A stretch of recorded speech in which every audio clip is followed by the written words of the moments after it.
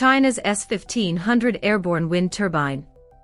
China has flight-tested a megawatt-scale buoyant airborne turbine called the S1500, a Zeppelin-like airship that carries 12 microgenerators in an annular duct to harvest high-altitude winds and transmit electricity to the ground through a tether, promising power outputs comparable to a 100-meter conventional wind turbine. The S1500 measures roughly 60 m long times 40 m wide times 40 m tall, and houses 12 turbine generator units, each rated at 100 kilowatts, yielding an overall megawatt-class capacity. Its architecture combines a main airfoil and an annular wing that form a giant duct. Helium buoyancy and lightweight carbon fiber components enable flight to altitudes where winds are stronger and steadier, while high-voltage tether carries generated power to shore or grid connection points. Why high altitude matters?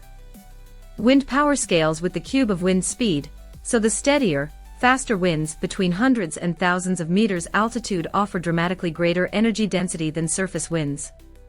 Developers claim winds at about 1,500 m can be roughly 3 times faster than at 200 m, implying manyfold increases in available power per turbine.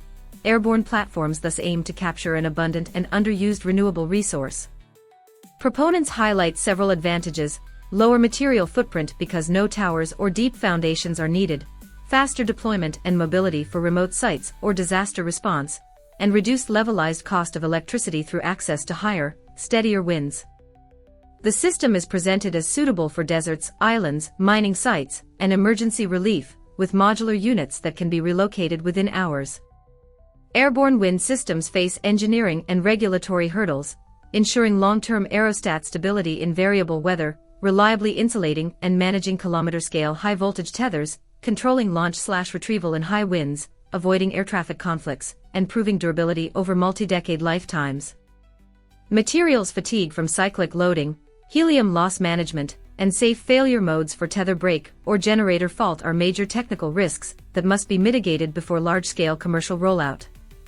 Environmental trade-offs include potential impacts on avian life, radar and aviation systems, and visual or land use concerns at tether anchor sites.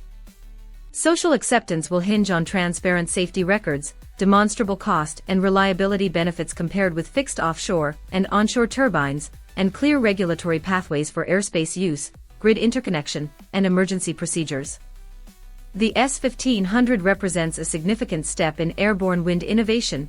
It demonstrates that megawatt-scale floating turbines are physically realizable and potentially deployable where conventional turbines are impractical.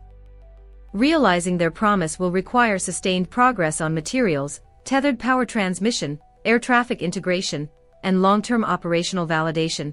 But if those challenges are solved, high-altitude wind platforms could become a flexible complement to conventional renewables in the global energy transition.